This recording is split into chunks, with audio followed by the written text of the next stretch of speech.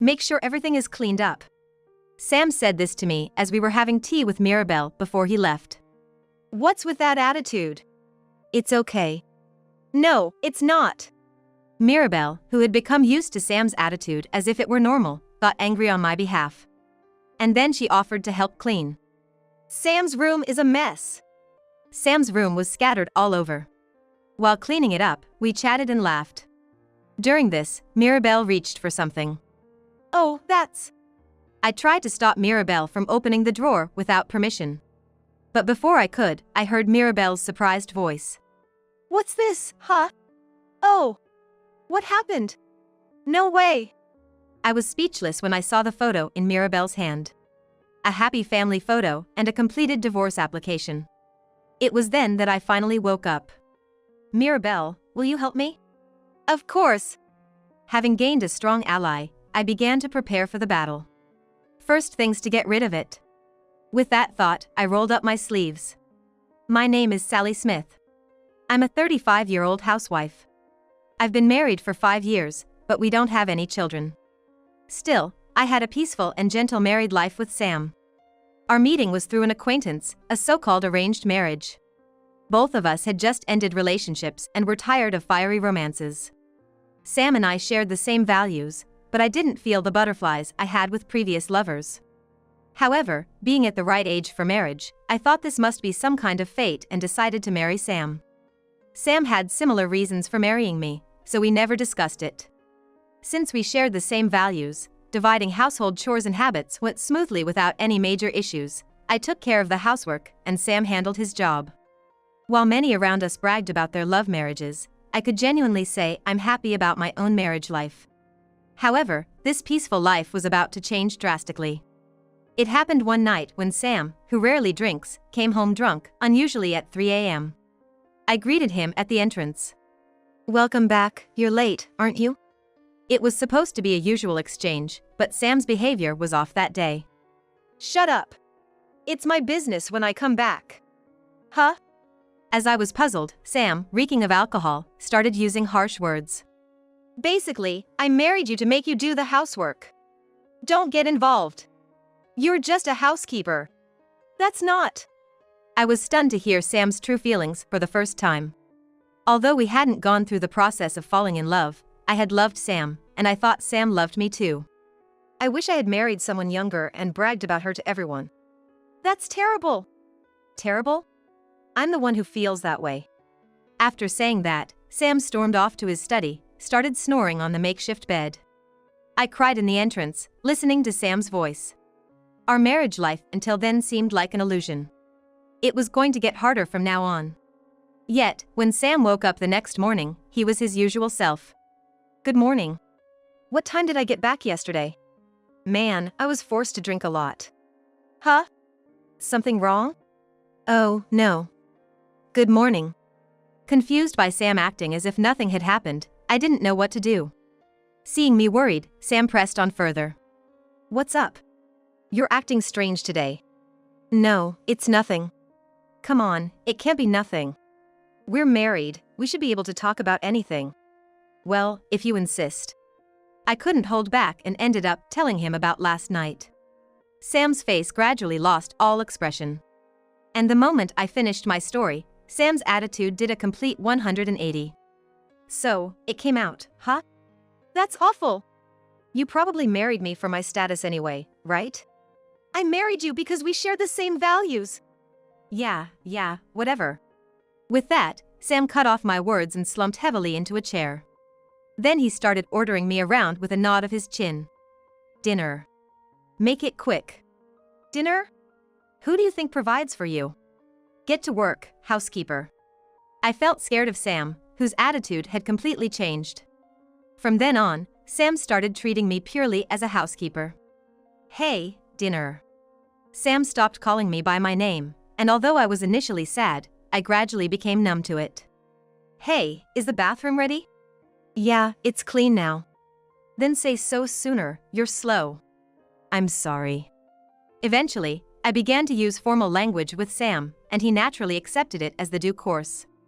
After living like this for several months, Sam spoke up during dinner one day. I'll be on a business trip for a month starting tomorrow. Get ready. A business trip? Got a problem with that? No, I understand. Sam's job is an officer. I wondered if he really had business trips. I was curious, but I didn't have the courage to ask Sam, who was grumbling about dinner in a bad mood. At night, while preparing for his trip, Sam went to sleep at his usual time. I wondered how things got to this point. Alone, I shed tears. Don't slack off on the housework. Yes. Without a "I'll be going then," that's all Sam said before leaving.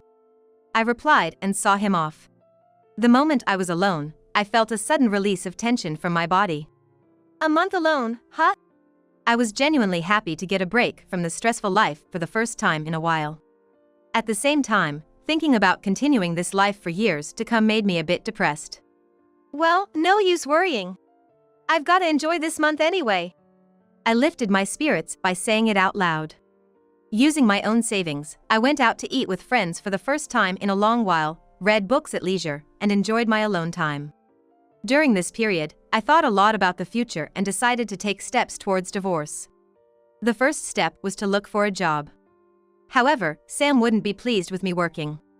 After much thought, I decided to try my hand at part-time data entry work from home. Having worked as an administrative assistant before marriage, I had no problem using a computer. Gradually, I took on more assignments and increased my income. Just when I was getting used to this new lifestyle, Sam returned home after a month. Did you take care of the house properly? Yes. We'll see about that. Even though it had been a while, Sam looked at me with an annoyed expression. Of course, there was no souvenir. I didn't even feel like complaining about it. Well, it's passable, I guess. Sam said that after looking around the house. I felt my emotions draining away again. As long as Sam is here, I am an emotionless robot. I thought to myself again that I must get a divorce. After that, Sam often went on long business trips. Each time, I had to pack and then unpack his things. The only saving grace was that the hotels Sam stayed at apparently did his laundry. So there was hardly any laundry when he returned home. I can't count how many times I choked on the sticky, sweet smell of the fabric softener. But complaining about it to Sam would only make him angry. So, I always wore a mask when putting away the laundry. One day, my sister-in-law Mirabelle came to visit our home. Unlike me, Mirabelle is active, and since we're about the same age, we've been on good terms since the beginning of my marriage, calling each other by first names. I served Mirabelle some cake and tea I had made and sat down with her. Then Mirabelle took a bite, smiled, and said, "Sally's cake is always really delicious. Sam's such a lucky guy." "You think so? What's wrong? Something happened?" "No, it's nothing." I forced a smile, and Mirabelle looked at me suspiciously. I tried to change the subject while offering her another piece of cake. "How about you, Mirabelle? Oh, listen to this." He left his socks lying around again. "Isn't that cute?" "Not cute at all." Mirabelle was talking about her husband, whom she had recently married.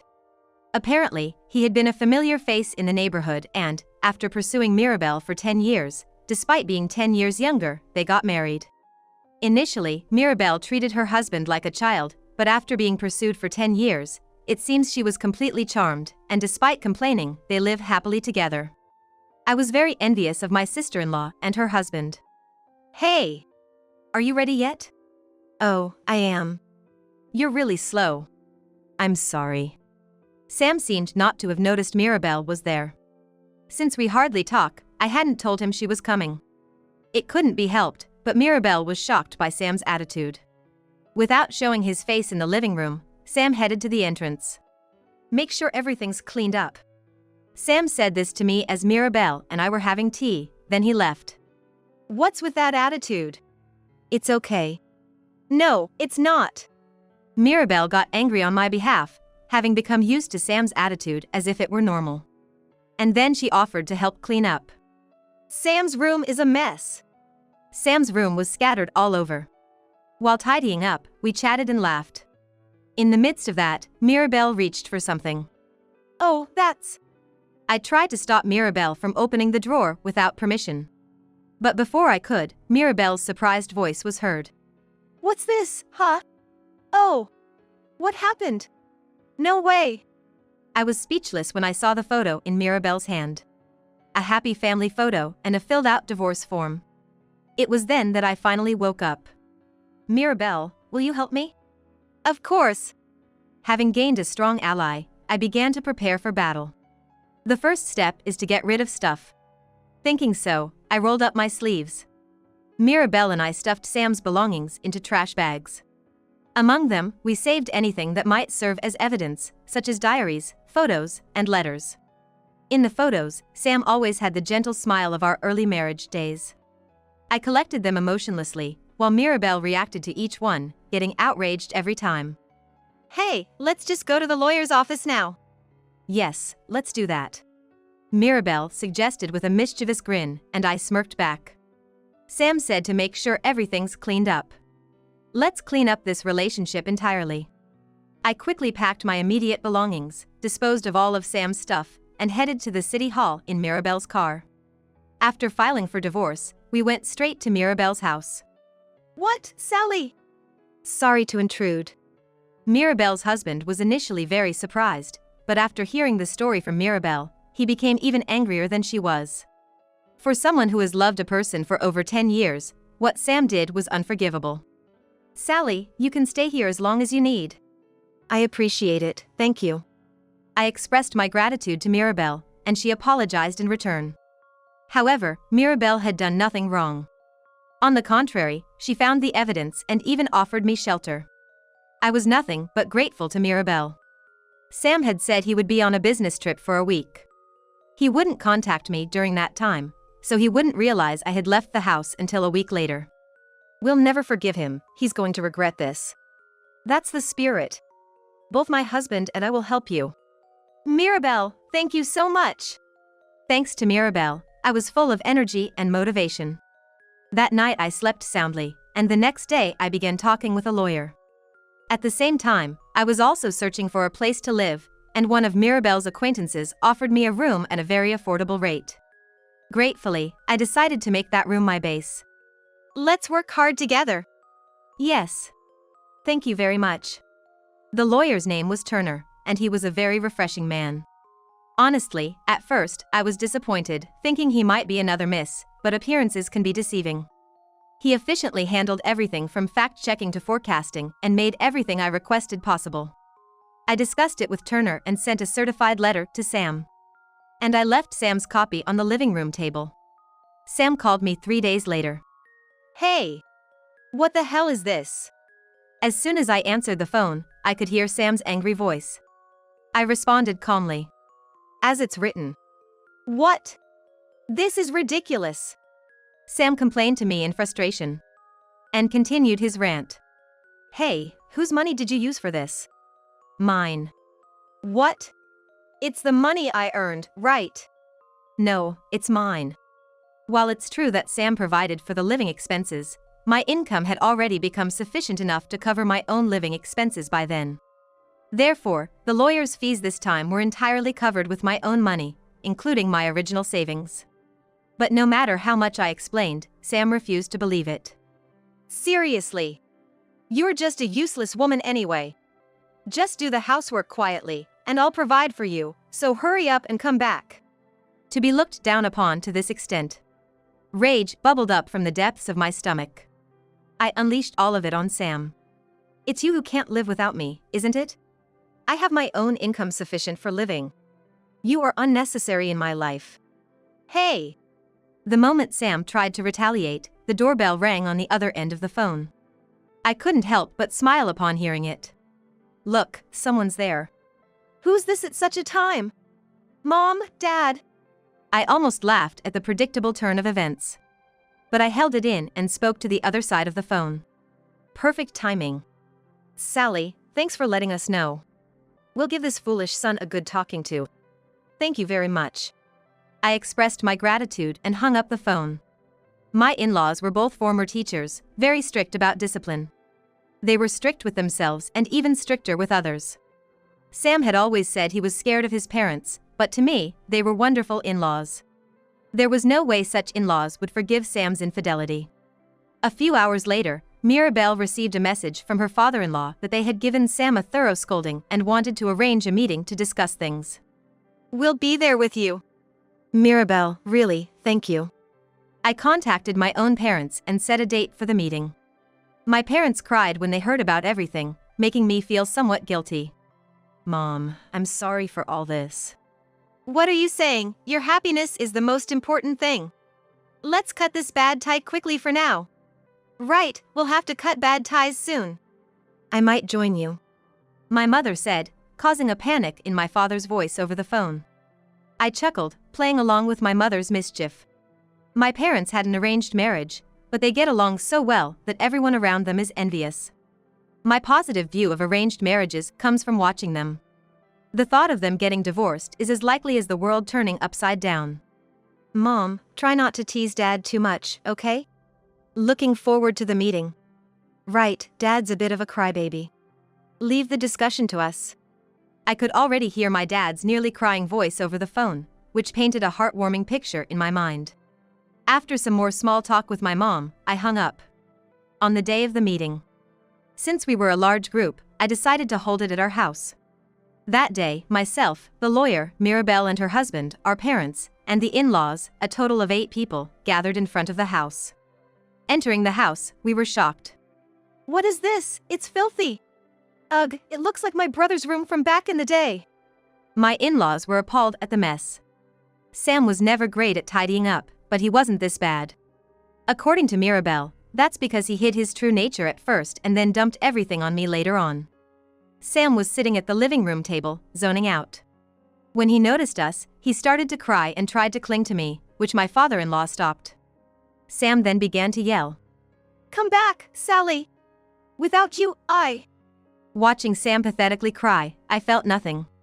Realizing I no longer loved Sam, I just smiled down at him. What are you laughing at? See, all this mess is your fault. Where have you been slacking off? We're already divorced, so I have no intention of doing any housework here. Sam's eyes widened at my words. I realized I hadn't yet informed Sam that I had filed for divorce. I squatted down in front of him to tell him the truth. You told me to make sure everything's cleaned up. So, I did just that. Cleaned up your room and our marital status. So, that's why all my stuff is gone? Sam said, looking shocked. I smiled sweetly and nodded. Sam's face turned red with anger in an instant. Don't joke with me. Who do you think has been providing for you all this time? That would be you. I'm grateful for it. You repay kindness with betrayal. Oh? I thought I was paying my dues with housework. Each time I countered, Sam seemed on the verge of bursting a blood vessel in anger. And then, as Sam raised his hand to strike. It wasn't me who flew but Sam. Huh? Sam, holding his pained cheek, looked stunned. The one glaring at him, painting with fury, was none other than my mother-in-law. I knew you were a bit insensitive, but I never imagined it was to this extent. What you've done is unforgivable. Mom. My mother-in-law, tears pooling in her eyes, glared at Sam. Then she turned to my parents and me, beginning to kneel in apology. I'm terribly sorry for my foolish son's outrageous behavior, for hurting Sally. Please forgive us. You've done nothing wrong. She kept apologizing, crying. Seeing his mother's actions, Sam seemed to finally realize the gravity of his mistakes. Just as Sam began to speak, the doorbell rang at the perfect timing. I went to greet the guests with a smile. Welcome, thank you for coming. Sorry for being late. No, you're right on time. Please excuse the mess. I led the guests to the living room. Sam's eyes widened upon seeing them. Yvonne! Sam. The woman named Yvonne awkwardly uttered Sam's name. I apologize for the late introduction. My name is Smith, and this is my wife, Yvonne. Yvonne here. I'm so sorry for, well... Yvonne started crying mid-sentence. She looked just like she did in the photo with Sam. Facing her for the first time, I smiled encouragingly and urged her to continue. Let's start with how you two met. Oh, it was at a reunion. She was an ex-girlfriend, right? And you rekindle your relationship after meeting again. I'm so sorry. I didn't know he was married. Yvonne's words made me burst out laughing. Yvonne looked completely terrified by my reaction. I decided to kindly explain why I laughed. Here, this is a copy of the account I found. This is your account, isn't it? Why do you have this? You made it public, wanting to be noticed, right? I pointed to a particular line. It read, "Wish my wife would see this," clearly proving that Yvonne's earlier statement was a lie. You said you cheated without knowing he was married. Lying again? But, I'd be sued for compensation otherwise. Exactly. Yvonne's husband glared at her as he spoke. Amidst this, Turner took the floor. Let's proceed. We've demanded $1 million from you. You both are okay with this, right? Sam and Yvonne vigorously shook their heads. Then Sam started speaking in a feeble voice. How are we supposed to raise a child with both of us owning that much? You have to be kind to those with children. Sam's assertion was met with a cold stare from Yvonne's husband. Known only to me and Turner, who had discussed the matter. How dare you say something so insincere? What do you mean? Yvonne attempted to hide the truth even now. My mother-in-law hit the nail on the head as she looked straight at Yvonne. That child in the photo isn't Sam's, is it? Why would you say that? No, that child is Sam's. Oh really, that's strange. What's strange? My mother-in-law chuckled. Yvonne, not understanding, pressed her irritably.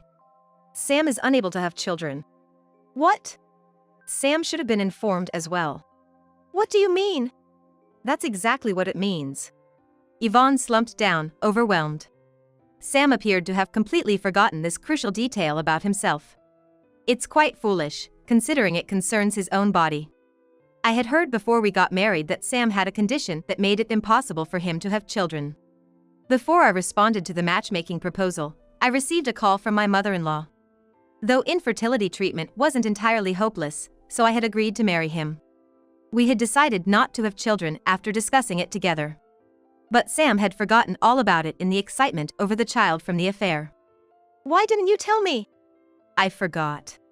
How could you forget something so important? Yvonne shrieked. Yvonne's husband interjected with a calm voice. So, as it turns out, the child isn't Sam's. Nor is it mine.